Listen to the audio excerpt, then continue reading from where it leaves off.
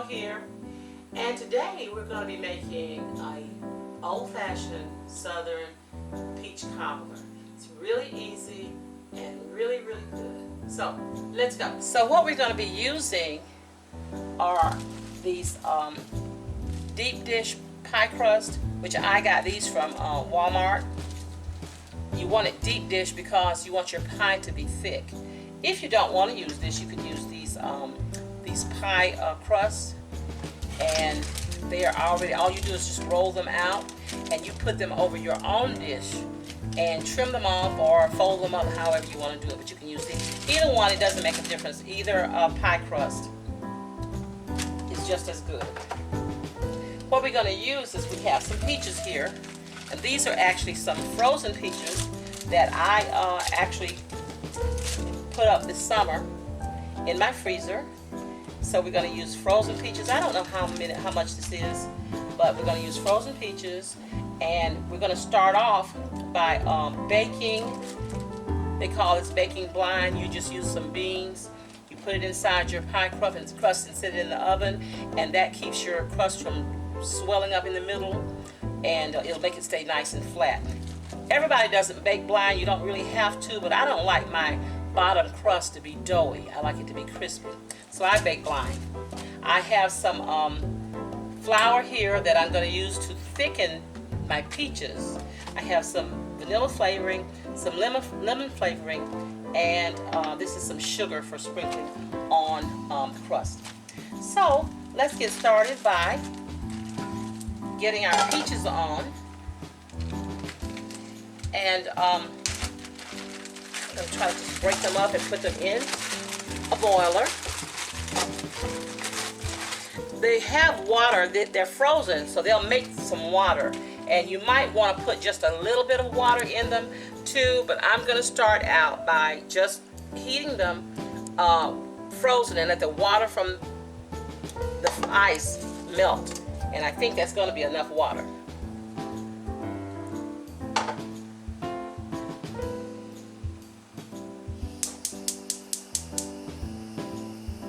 So I've already got my peaches on and cooking. I'm going to add, for this many peaches, I'm going to add 2 cups of sugar. If you like yours sweeter, then you might want to add more. If you don't like it as sweet, then you can add less. Before you actually put it into the pie crust, you need to taste it to see if it's to your liking. So that's 2 cups of sugar that I just added. This is about a 1/4 cup of butter. Now, I imagine that you can use margarine. I don't use margarine at all in anything. So I'm using butter in mine. And I have flavoring here that I'll put in at the end. They say that if you put flavoring in while it's still cooking, that it will lose some of its potency and it won't taste as good. The heat will make it lose its potency, so that you need to put it in at the end after you turn the heat off. I don't know if that's true or not, because I've done it both ways, and to me it tastes just as good. So we're going to let this cook. You see here, this has nothing to do with what I'm cooking. This is just dinner, and all dinner is going to be today is spaghetti. And I didn't do a video on this because most people know how to make spaghetti, but I may do one later, because sometimes for the person who's very new to the kitchen, very beginner cook, they need to have just a few good recipes they can go to, and this is really easy and really good. I make mine just a little bit different. I put some sausages in mine, cut very small, and I put mushrooms in my sauce. And but I'll do a video on this at some point. But right now, this is just our dinner, and so the pie is going to be our dessert: spaghetti, salad, corn on the cob, and peach pie.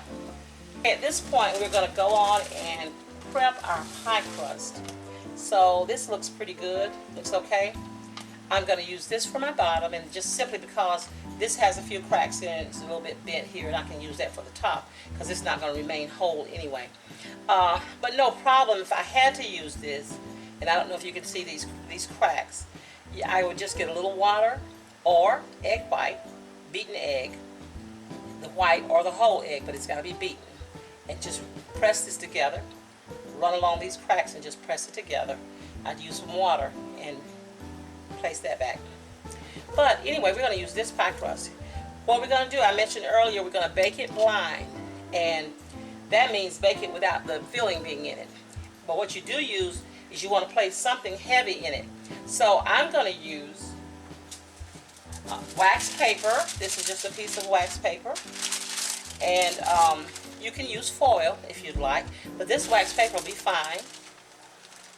I'm going to use lentils simply because I have these lentils left over and I've had them for quite a while, and my family is not particularly fond of lentils, so I probably won't be using these for anything else. So I'm going to just pour these lentils in. It doesn't have to be lentils, as I said. You can use pintos, white navy beans, butter beans, any kind of bean that you want to use. I think I've even heard of people using rice, but you just want something heavy enough that will press this down on this wax paper that's going to keep this pie crust from rising. Because if you don't put anything on it, then the pie crust will begin to bubble and rise from the inside, and in that way, when you put your filling in, it could break, and then your juice would be all under the crust. And some people don't do this, as I've said before. They like a kind of a gummy or gooey crust. I don't like that. I like mine crispy, both crust, top and bottom. So any kind of beans that you want to use here, remember that once you use them, you want to get something like a Ziploc bag, or you might get a plastic container and mark it and put these same beans back in the Ziploc bag after it's cooled, or in your plastic container, because you can use this over and over and over and over and over again for years, literally. This is my first time using lentils. I usually use white beans or pinto beans, and I know they last longer. I really don't know how long the lentils will last, but I would expect about the same amount of time.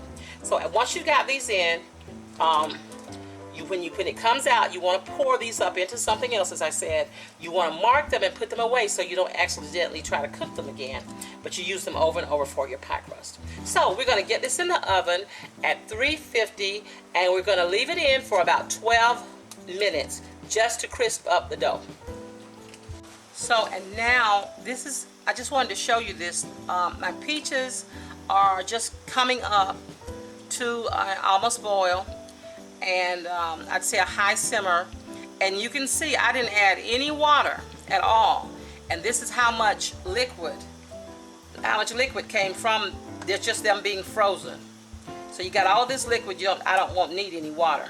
What I'm going to do is, before this gets so very, very hot, I'm going to take some of the liquid out, and this is so that I can make a slurry with the flour that I showed you before, and re-enter it into the peaches, and that's going to thicken the peaches, and it's going to make it really, really nice.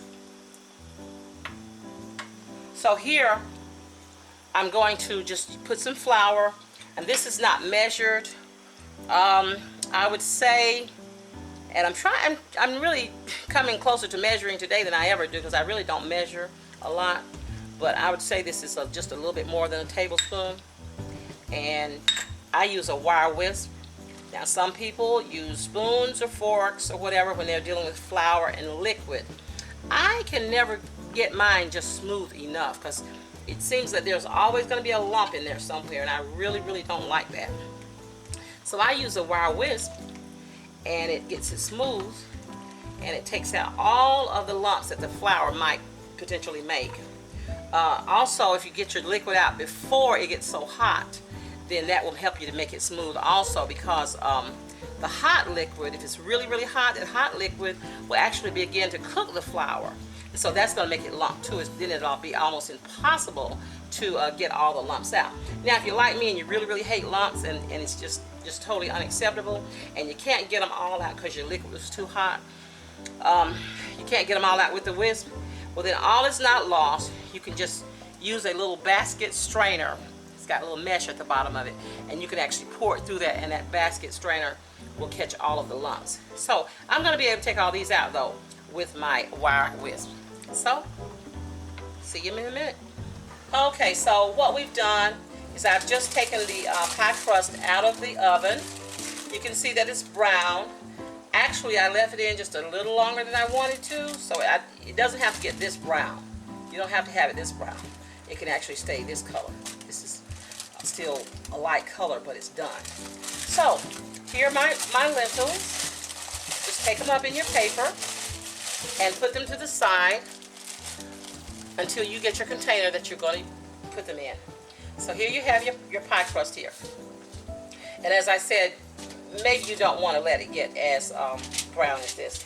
I placed this on a cookie sheet, and for this kind of stuff I like to use one of my older cookie sheets, and I like to line it with aluminum foil. That helps with cleanup, because you are going to have some bubble over, and I like to take a spoon and eat it off the paper because it's really, really good. But you're going to have some bubble over, and so you, instead of having to scrub your pan or soak your pan and all that, you just want it to come on your foil, and then you can just take it out and clean up is much easier. So to this we're going to add our peach mixture. So the peach mixture is simmering and it's waiting to receive this. This is the flour, the slurry of flour that I made, and you can see how thick it was going in. Well, in just a few minutes it's going to thicken up, and it's going to get thick, and then we'll be ready to put it into our pie. We'll just stir it around a little bit, and let me turn it up just a little bit so that it thickens more quickly. And again, here I got people waiting to eat, so I have to keep here. This is just, it has nothing to do with what we're doing. This is just the corn on the cob that I have heating up for the family for dinner. So we're going to let that cook just for a few minutes, and when it thickens, we can see how thick it's going to be. At this point, if it's not thick enough, and I think this is going to be, if it's not thick enough, then you can take out some more liquid, let it dry with your liquid, let it dry, I'm sorry, let it cool, and then add some more flour to it to make it as thick as you want to. Also, I'm using flour. It doesn't matter if it's all-purpose or self-rising. You can use cornstarch. You'll find that in cooking, just about everything you do, there's more than one way to do it. As they used to say, there's more than one way to skin a cat. There's more than one way to do it. So you can use the flour, that works fine, but if you don't have flour, you can use cornstarch, and that works just as good. So this, we're going to let this thicken, and then we're going to be ready to, once we turn the heat off today, we're going to go ahead and put our vanilla flavoring in and our lemon flavoring in after the heat is turned off, and then we'll put just a little bit of salt. We want to remember just to put a little pinch of salt in it. What that salt is going to do, it's going to really elevate the flavor. It's going to heighten the flavor in the filling. You'll be able to then more taste the lemon and the vanilla and the sweet. All of it will be really, really great. So you want just a little bit of salt. So okay. Now we're finished. I'm going to turn my heat off. Now that my heat is off, I'm not going to measure, you guys. Just use your judgment. It's good when you're cooking to begin to get a feel for what's enough. I would say that's probably a teaspoon of vanilla flavoring, but this is probably about a half a teaspoon of lemon flavoring. And then the salt. Let me get my salt. Then with the salt, you just only, I'm going to put it in my hand just so you can see. For this amount of peaches, we're going to put in about that much salt.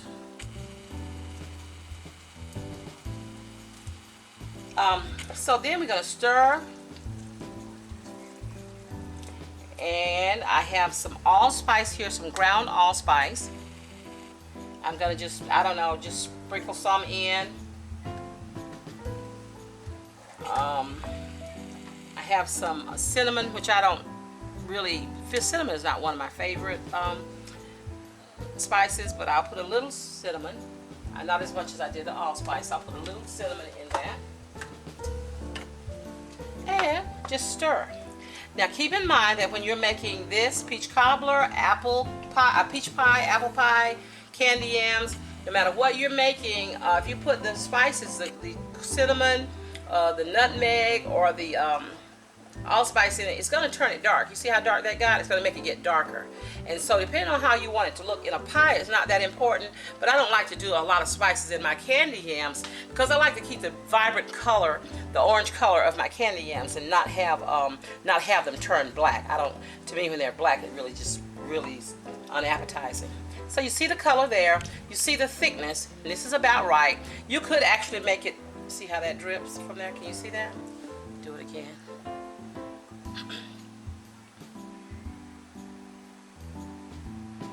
And if you wanted it a little thicker, in fact sometimes I do make it a little thicker, but if you want it a little thicker, you just put more flour. You don't put your flour in this hot mixture because, like I said, it will begin to clump, and it's so hot it'll cook that flour right on the spot. So you'd have to take some out and cool it, or either use just a little bit of water and put the flour in the water and add it to this. I don't have that time today, so I'm not going to do either one. This is thick enough for me. Also, I should have told you this earlier. The point before you get it in the crust is when you want to taste it for its sweetness and see what the flavor is. Please don't taste it at this point right now because this is piping hot. And so since it's syrupy with the sugar, this would cause major burns to your mouth. So when you put your sugar in before you brought it to a boil, then that was the time to taste it, or you take it and of course you blow it and you taste it and see if it tastes like you want it to. So let me just get a taste. Very good. I really taste that lemon. It's really good. Let me wash my spoon just a minute.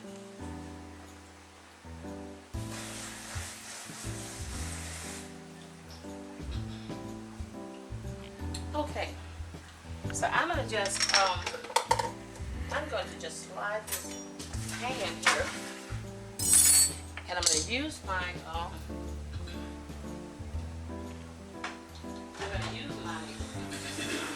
ladle spoon. I'm going to use my ladle to begin to take the mixture up and put it into the pie crust. It's going to drip. There's no way to do this without dripping it. See how pretty that is? It tastes even better. Believe me. And if I don't, I probably will use all of this for the pie.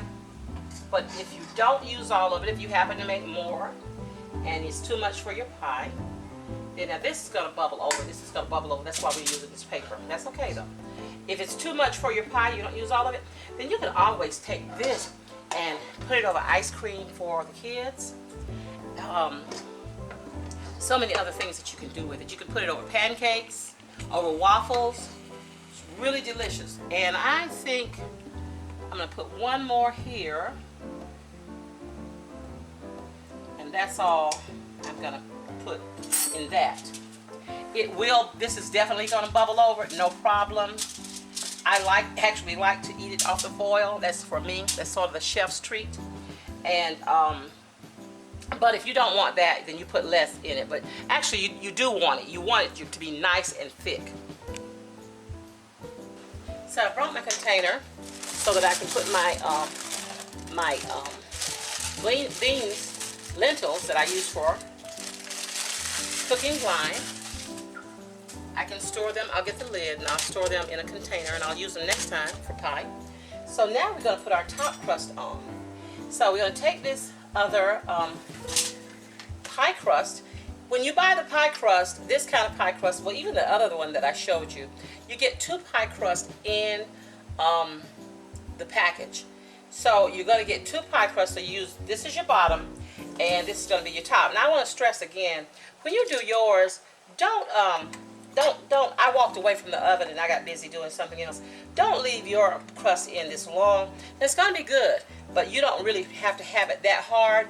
And so let it stay lighter than that. Don't let it get that brown. So I'm just going to take a butter knife and I am going to cut this pie crust into pieces. Then I'm going to lay the crust on the on my pie. Parts that are coming off, you don't care about that. There's no problem at all. So you want to take your pie and you want to lay it. I put it upside down there's really no wrong way to do this, because at this point you've got so much goodness that there is absolutely no way to mess this up. I promise you. People are going to rave over this.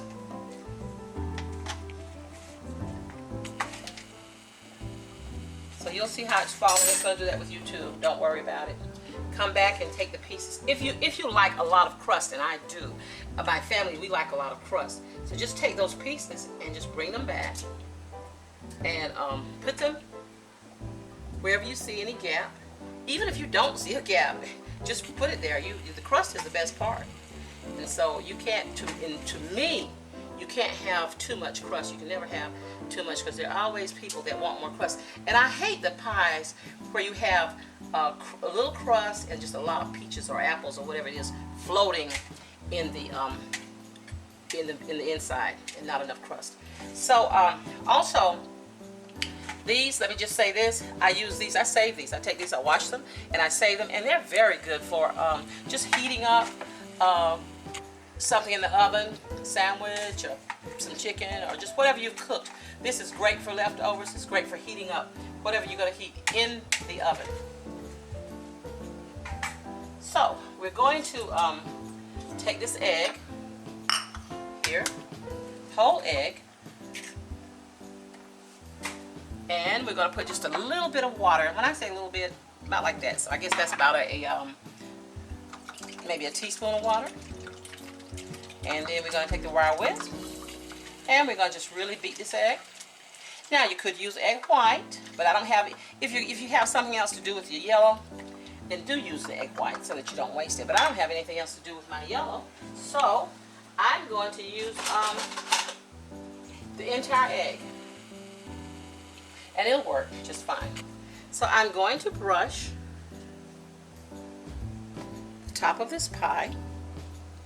And if my crust wasn't so brown, the bottom crust, then the top crust I could actually kind of push it into the bottom crust, and it would come together better, just in terms of the way it looks, not the way it tastes. So I'm gonna take egg, and I'm gonna rub this egg all over this crust, and all it's gonna do is just make the crust nice and crispy. It's going to give the crust a bit of a shine, make it more look restaurant quality.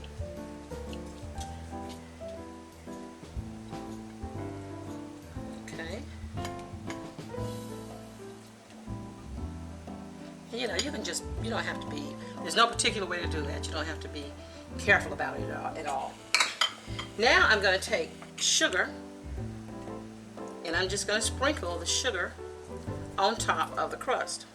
Now if you really want to take it to the next level, you can also melt some butter and pour it on this crust.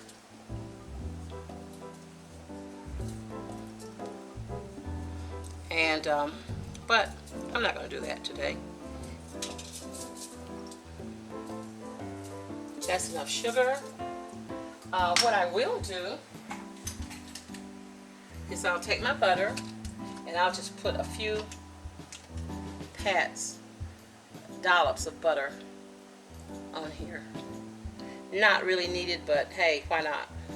The butter's right here. Might as well use it. Okay, now this is ready to go into the oven. So I'll show you the finished pie. In about, you're going to put it in the oven, 350 degrees. You're going to let it stay in there. You're going to watch it. So once everything is done, so you just want to brown this top crust, and that's going to take about 15 minutes. But start checking, depending on your oven and how hot or cold your oven is. It may be 12 minutes. So you want to keep it checked. Okay. Okay, just peeking in. Boy, it looks really good, but not quite there yet. So we probably have about another 7 minutes. Okay, YouTube. So here is a picture of the finished product. I tell you that it doesn't matter how that crust, it doesn't have to be perfect. Still gonna look good, good enough to eat, in fact. And here's what I told you about. There'll be some there'll be some run over. So you want this foil. The good thing about this is that all you have to do is just throw this into the trash can, and your pan is just needs to be cleaned out, washed out just a little bit. So what we're gonna do, we're gonna go ahead and cut this. It might break up, it doesn't matter. If it does, you put it in a bowl, you can put a little ice cream on top of it. If it holds together, you can put it in a saucer. Doesn't matter. Not gonna affect the taste. It's gonna be really, really good. So we're gonna go do that. We'll be right back. Guys, here you have it. Finished product. As I was telling you, it did break apart. It's not a perfect piece. This looks good in a bowl or in a saucer. If I don't have any ice cream, if you did, you can just put your scoop of ice cream there. But the proof is in the tasting, so I'm going to taste it. We're going to see just how good it is. Let me make sure I've got some crust.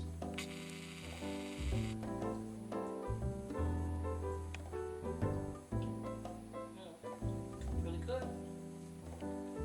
See you later.